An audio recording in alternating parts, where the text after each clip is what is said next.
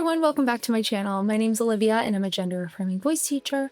And today we're going to be analyzing Scarlett Johansson's voice. One of the best ways to develop your own feminine voice is by training your ears to hear different vocal qualities. But picking these qualities apart is not an easy thing. It can be really challenging, especially when you're trying to analyze your own voice. You might have preconceived notions about your voice. You might have your old voice stuck in your head and have a hard time moving through that thought process. You might have dysphoria around your voice. So it can really be challenging for many reasons. So today we're just going to focus on somebody else's voice. We're going to practice listening for some of the key traits that we work on in vocal feminization. So I'm going to use some technology to get a sense of the pitch and the intonation, but beyond that, we are just going to be using our ears.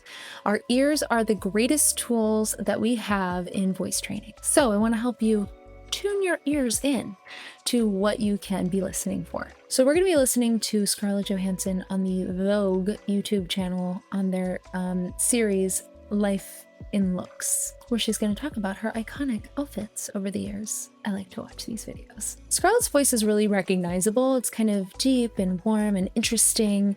And I think she's a really good example for this kind of analysis, because I think in vocal feminization, we're always thinking about the brightest sound, the highest sound, you know, how can it be the most feminine? But Scarlett's voice, as we'll kind of hear, like, I don't really think of her as having the most, you know, stereotypically feminine voice, but it's definitely still a feminine voice. So I want to kind of break down what those elements are that we're hearing and debunk some myths that you might have around feminine voices. So here are the things that we are going to be listening for. Number one is vocal fry. Now, vocal fry is that crackly sort of poppy sound that we get a lot of times at the ends of sentences. So an example of this would be if I say like, "Hi, how are you?" That sound at the end of the phrase is vocal fry. Vocal fry. There's nothing wrong with this sound. It's not damaging to your voice, but I think it can be kind of a polarizing thing. Like, some people can't stand it when they hear it. I think it's kind of like a cultural thing. I think more and more we hear kind of more of it in younger people. So you can choose to use more or less of it. And we'll see if we hear that in her voice and what kind of impression that gives us. So sometimes when we hear kind of constant vocal fry, if you're kind of just talking like this, that can be an indicator that there's not enough breath support going on. So that's the only time that I would say, you know, that's something that we need to work on, or if it's kind of a consistent thing and not something you're able to choose. So it's something I just sort of want you to be aware of. Not that it's necessarily feminine or masculine or good or bad. It's just something I want you to start noticing. Next, we're going to listen for pitch. So pitch is measured in hertz or musical note names. That's how high or low the frequency of her voice is, and that's determined by how fast or slow her vocal cords are vibrating. So I'm going to use a spectrogram to analyze her pitch. Next, we're going to listen for intonation. Intonation is basically all about how much movement you get in the pitch. So if there's movement going up and down, or if it's staying a little bit more stagnant like this, more of a monotone where not a lot of movement is happening, or a lot of movement.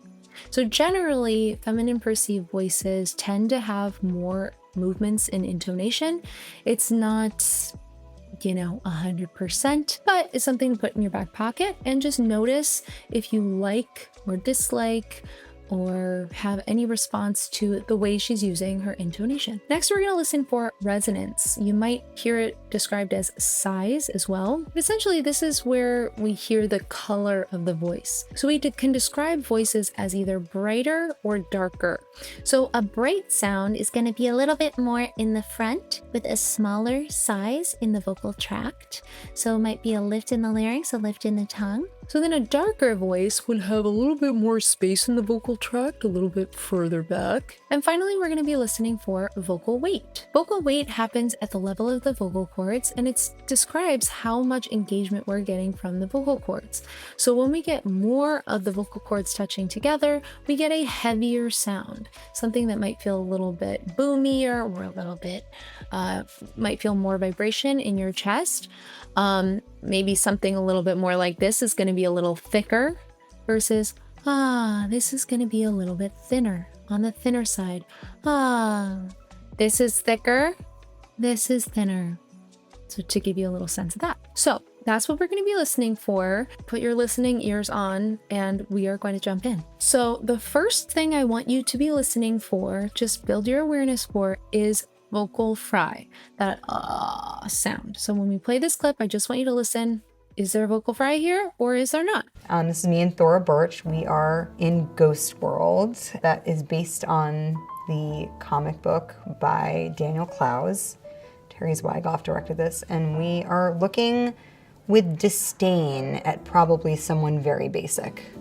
I think I'm 15. The costume designer of this, I believe, is Mary Zofries. She's a genius. She works with the Coen brothers a lot, so I worked with her subsequently. So what'd you think? I definitely hear a lot of vocal fry in her voice. A lot of times at the end of sentences, she's coming down. And even with entire words, there's one part where she says, a comic book by Daniel so-and-so. The comic book by Daniel Clowes. So like I said, some people can't stand vocal fry, some people love it, but I kind of feel like with Scarlett, it just kind of adds this kind of like relaxed feeling to her voice where she's just kind of like, you know, she's not like overly in your face. She's just kind of cool and relaxed, and it's like it's all good, and she's in her pajamas and it's amazing. Yeah, it's just kind of like a cool girl thing in my mind. You also hear this sound from people like Kim Kardashian, but I think it gives it a little bit of a different vibe when I hear it from somebody like Kim Kardashian. I think maybe because her resonance is different.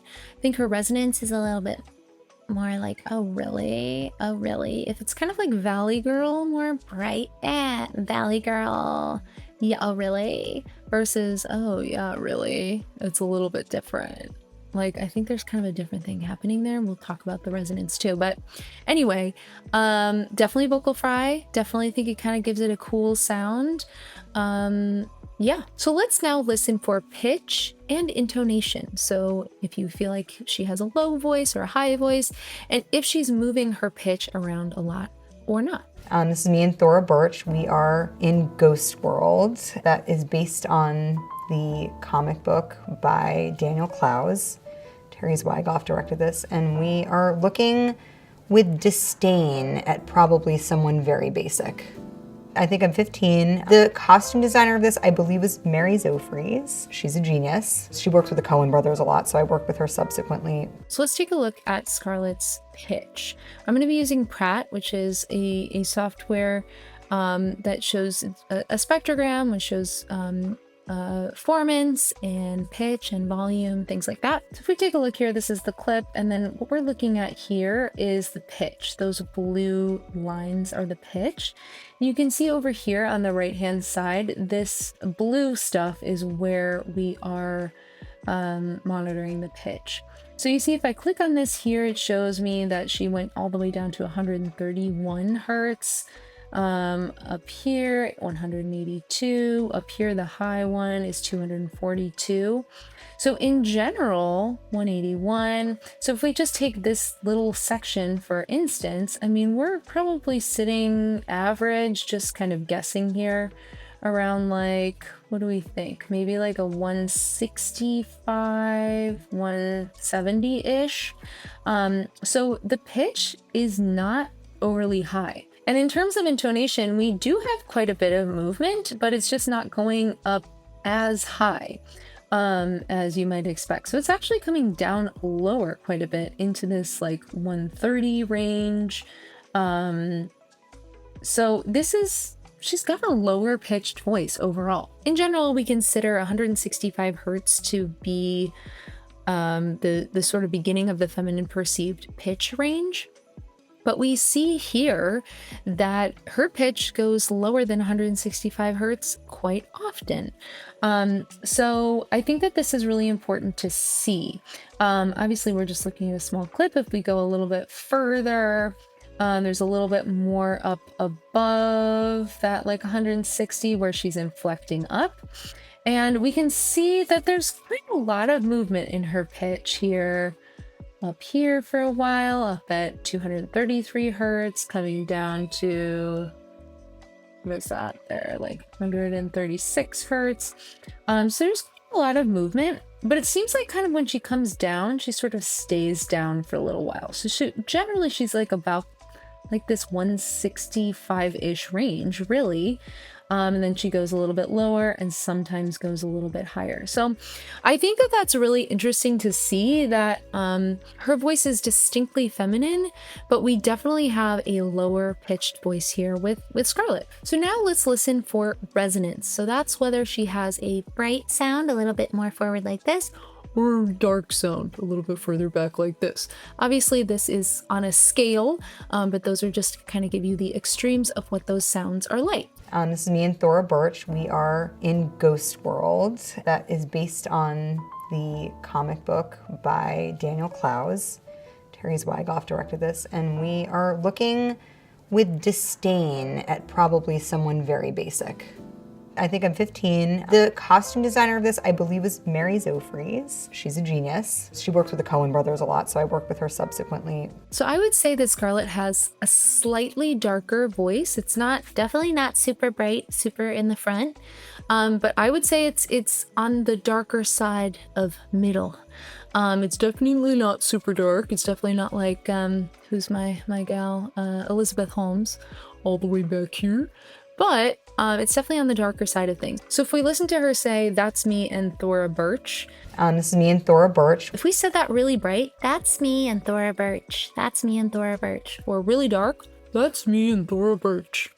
I think she's kind of in the middle. "That's me and Thora Birch. That's me and Thora Birch." Where she's kind of in the middle, slightly on the darker side of things, I would say. But listen to your own ear and your interpretation of this resonance. And finally, let's listen for vocal weight. So remember, that's how light the voice is, or heavy. This is me and Thora Birch. We are in Ghost World. That is based on the comic book by Daniel Clowes.